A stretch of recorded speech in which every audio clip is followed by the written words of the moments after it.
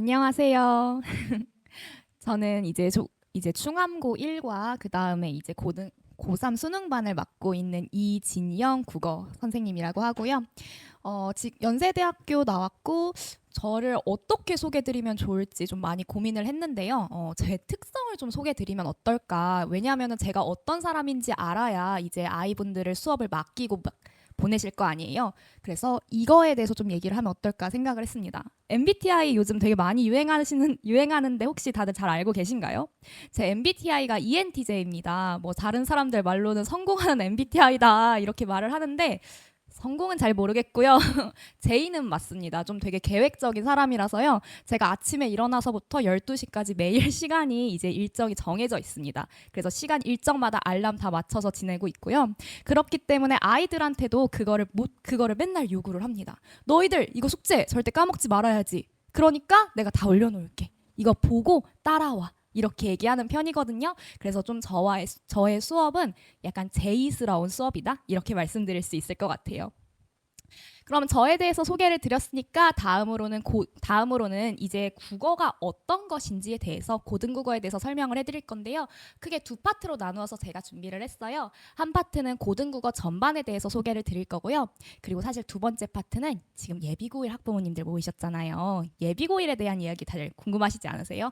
그래서 그거에 대한 이야기를 조금 더 상세하게 준비했습니다. 고등국어 전반에 대한 건 그래서 좀 빨리 넘어갈게요. 혹시 궁금한 점 있으시면 나중에 따로 물어봐 주세요. 자, 먼저 고1, 고2, 고3 현행 학교 교육 과정을 전부 다 가지고 왔습니다. 보시면 아시겠지만 고1 때는 문법 1학기 파트에서 우문과 단어를 배우고 있고요. 그리고 2학기 때는 문장과 중세국어를 배우고 있습니다. 이 중세국어 때문에 아이들이 많이 힘들어해요.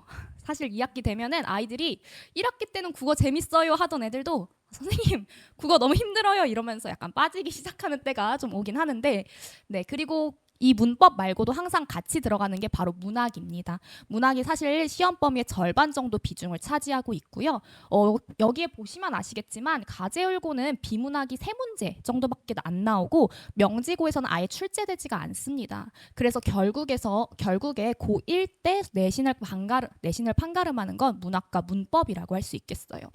고등학교 2학년 때는요. 문학, 독서, 문법으로 나누어서 조금 학교가 자유롭게 국어 과목을 선택할 수 있도록 되어 있는데요. 이게 조금씩 학교마다 다르기는 해서 명지고 같은 경우에는 문학과 문법을 2학기 통틀어서 계속 배우고 있고요.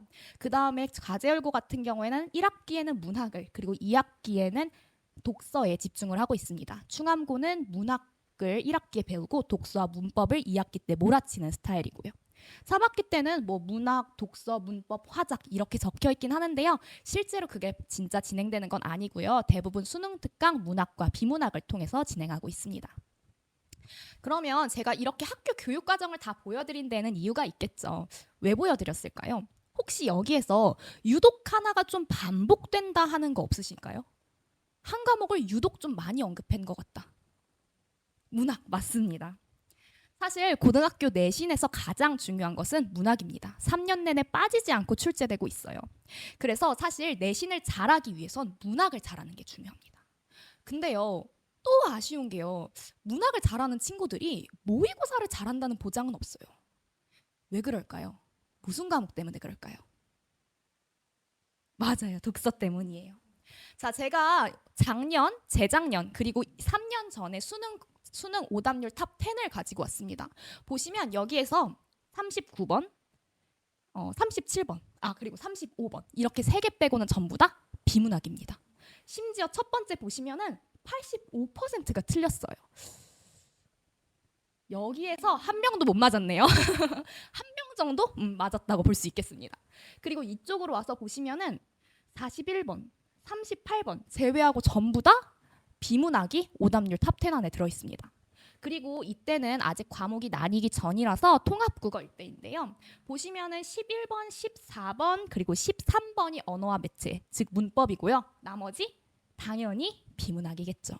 그래서 내신 국어랑 달리 수능 국어에서 잘하기 위해서는 비문학을 잘하는 게 굉장히 중요합니다. 그런데 아이들에게 이걸 다 시키는 게 사실 쉽지 않잖아요. 그럼 어떻게 해야 될까? 다 시키셔야 됩니다. 사실 내신 대비를 하시면서 내신 대비 기간에는 문학과 문법을 작아봐 가시는 게 중요하고요. 그리고 사실 고등학교 1학년 때 이걸 가장 많이 다루기 때문에 예비 고1에서 고1로 넘어가는 그 과정이 굉장히 중요합니다. 그리고 두 번째로 내신 기간이 아닌 경우에 방학을 활용해서 수능형 공부를 해야 됩니다. 그래서 제가 방금 전에 둘 다 시키셔야 됩니다라고 말씀을 드렸는데 이건 투 트랙으로 진행하시는 거라고 생각하시면 되겠어요. 내신 대비 기간 한 달 정도에 집중해서 내신을 하고 나머지 기간은 전부 다 수능에 집중해서 하는 게 그게 현명하다라고 생각하시면 되겠습니다. 그러면 제가 조금 더 실질적인 이야기를 드리도록 하겠습니다. 실용적인 이야기를. 첫 번째는 수능을 위한 공부는 평소에 해야 된다는 겁니다. 그래서 아이들이 1시간 정도씩 매일매일 비문학 지문을 제한 시간을 두고 풀이를 하면서 지문의 내용을 요약하고 답안의 근거가 어떤 과정으로 도출되는지 점검하는 게 필요합니다. 그리고 두 번째로는 내신 대비는 단기간에 진행하셔야 됩니다. 그 이유가 암기 때문에 그래요. 한 달 전에 배운 거 시험장에 들어가면 기억 안 나거든요. 여러분들께서도 한 달 전에 뭐 드셨는지 기억 안 나시죠? 비슷합니다. 아이들한테 한 달 전에 뭐 먹었는지랑 한 달 전에 뭐 배웠는지랑 둘 다 비슷해요. 그래서 반복적으로 문제를 풀면서 학교별 출제 스타일을 익히는 게 중요합니다. 근데 이건 고등국어 전반에 대한 거잖아요. 제가 말씀드렸죠. 두 번째 파트는 어느 거에 맞춤이라고? 예비고일의 맞춤이라고요. 이거를 조금 더 예비고일을 위한 세 가지의 전략으로 나누어서 설명드리도록 하겠습니다. 첫 번째는 조금 다정한 얘기인데요. 3월 모의고사에 쫄지 않으셨으면 좋겠습니다. 이런 말씀 좀 들어보셨을 거예요. 3월 모의고사 성적이 너희들 수능 성적이야. 이런 말씀 들어보셨죠? 물론 그런 경우가 덜어 있기는 한데요. 꼭 그렇지만은 않다고 말씀드리고 싶습니다. 특히 국어 같은 경우요. 국어는요. 문제들이 전부 다 처음 보는 유형이에요. 화작? 비문학? 이런 거 아이들 진짜 처음 보거든요. 고3 학평에서. 그리고 두 번째로 지문도 처음 보는 겁니다. 아이들 이전에는 항상 배웠던 것만 풀었어요. 근데 들어가니까 갑자기 뭐? 고재종의 첫사랑? 그게 뭔데? 나 학교에서 안 배웠는데? 왜 가르쳐주지도 않은 걸 풀라 그래? 이런 느낌이 든단 말이에요. 그리고 세 번째로는 그 처음 보는 지문을 완전히 새로운 방식으로 풀어야 됩니다. 80분 안에 45문제 풀어야 되거든요. 여러분 45문제면 한 문제당 1분 30초 꼴인데 말이 1분 30초지 한 지문이 비문학이 3단락에서 4단락입니다. 문학 같은 경우에는 훨씬 더 길죠? 그거를 다 풀려면은 한 문제당 1분도 안 돼서 정답을 다 골라내야 되는 거예요. 이거를 저희 여러분들의 집에 계시는 그 귀엽고 사랑스러운 아이들에게 하라고 하면 그게 조금 너무한 거 아닌가 하고 생각을 합니다. 그래서 물론 3월 학평 중요하지만 그거에 대해서 너무 부담감을 갖진 않았으면 좋겠다. 이렇게 말씀드리고 싶어요. 그러면 좀 다정한 말씀 드렸으니까 이번에는 진짜 전략적인 얘기를 드리도록 하겠습니다. 먼저 첫 번째로는 수능의 가장 기본을 챙겨가는 게 예비 고1의 도리라고 할 수 있겠습니다. 이 수능의 가장 기본이라는 게 뭔지 제가 자료를 통해서 설명드리도록 할게요. 제가 2015년 개정교육과정을 들고 왔는데요. 보시면 아시겠지만 중학교 1학년 때는 문법에서 의문의 체계와 특성에 대해 배운다고 합니다. 그리고 고1 때는 의문의 변동에 대해서 배운다네요. 그리고 중학교 때는 품상의 종류와 특성에 대해서 배우고 문장의 짜임에 대해서 배운답니다. 그리고 고등학교 때는 문법 요소, 즉 이것들을 사용하는 법에 대해서 배운대요. 혹시 여러분 중학교 때 배우는 거랑 고등학교 때 배우는 게 달라 보이십니까? 사실상 똑같습니다. 중학교 때 배웠던 것을 중학교 때 조금 더 자세하게 이런저런 내용들 헷갈릴 만한 거 붙여서 다시 배우는 게 고등학교 문법 과정입니다. 그렇기 때문에 절대 새로운 내용이 아니라는 거. 그걸 말씀드릴 수 있고요. 두 번째로는 독서입니다. 독서는 이건 신출제 경향이라고 말씀드릴 수 있는데요. 제가 비문학의 길이에 대해서 분석한 자료를 가지고 왔습니다. 2023학년도를 보면 743자가 한 지문입니다. 반면에 24학년도 6월 모의고사 같은 경우에는 641자입니다. 무려 한 지문당 100자나 줄어들었어요. 100자면 뭐 한 3-4줄에서 4줄 정도 되겠는데 그게 아이들에게 굉장히 부담이 줄어드는 거예요. 왜냐하면 거의 한 문단에서 반 문단이 사라지는 거거든요. 그리고 하나 더.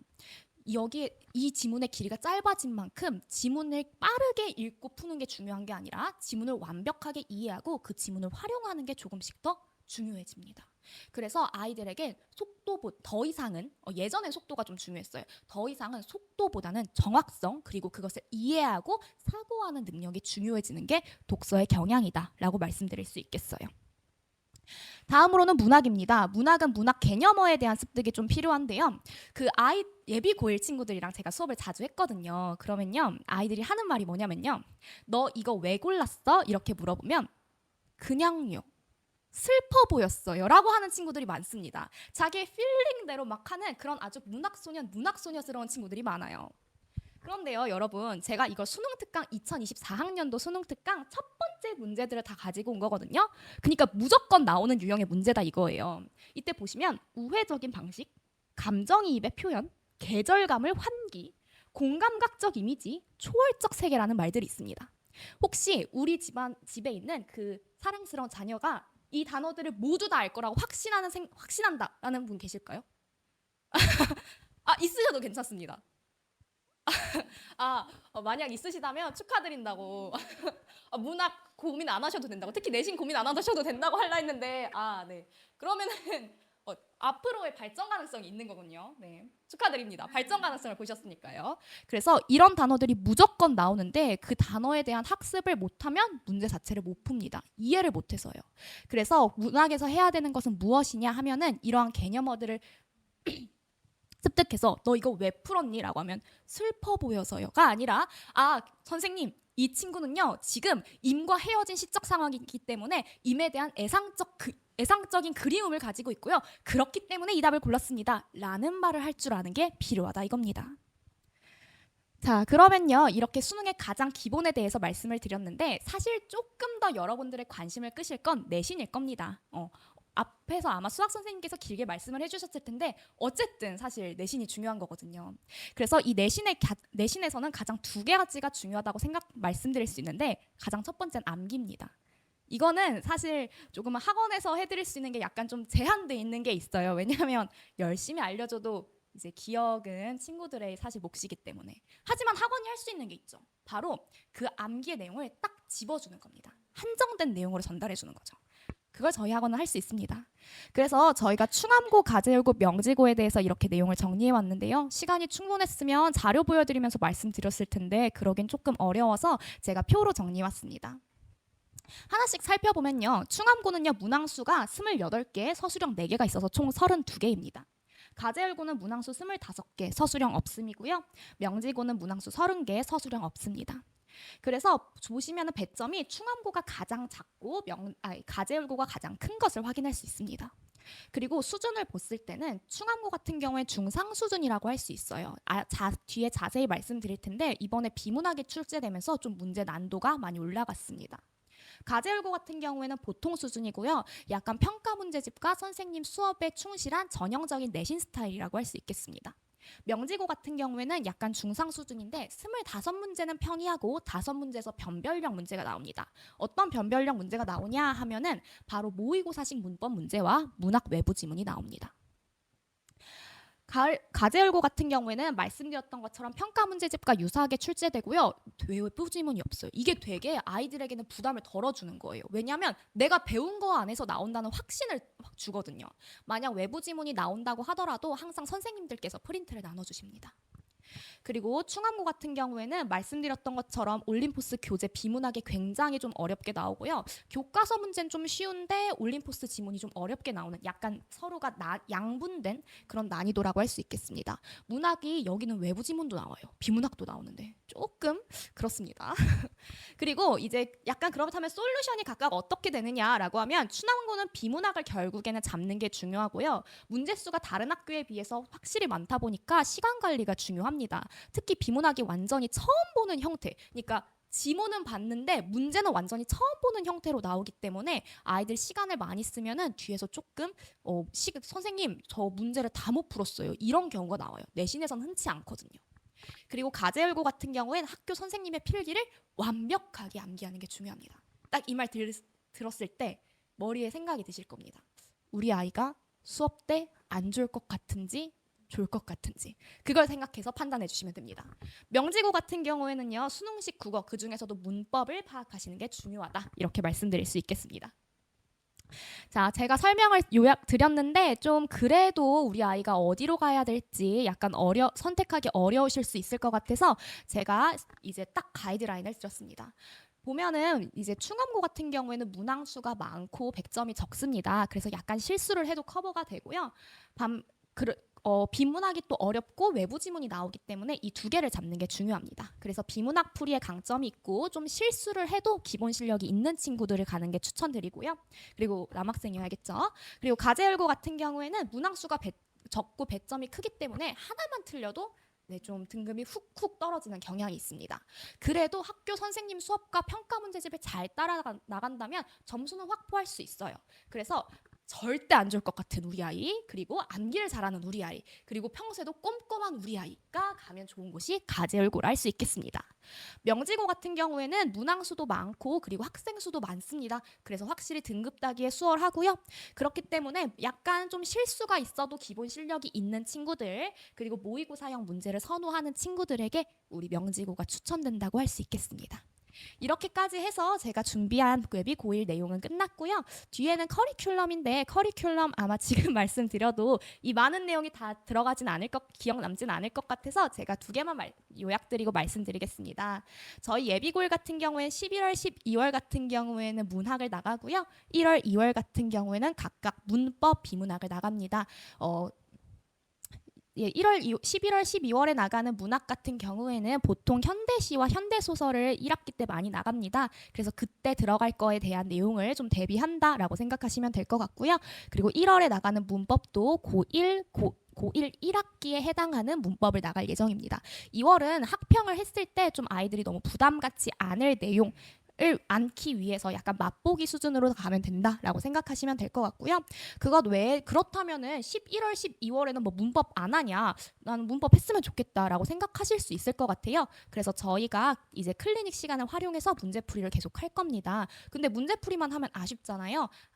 저희가 클리닉 시간에 단순히 문제풀이만 하고 끝나는 게 아니라 아이들과 1대1로 만나서 성취 수준을 파악한 다음에 그거에 대한 내용을 계속 전송해드리고 있거든요. 부모님께. 그래서 저는 그때 아이들의 오답 노트와 점검 노트를 분석 노트를 쓰게 해옵니다. 그래서 그거 내용 판단, 그거 내용 바탕으로 아이들한테 피드백 주고 그거에 대한 이제 글까지 남겨드린다. 이런 과정으로 진행된다라고 생각해 주시면 될 것 같습니다.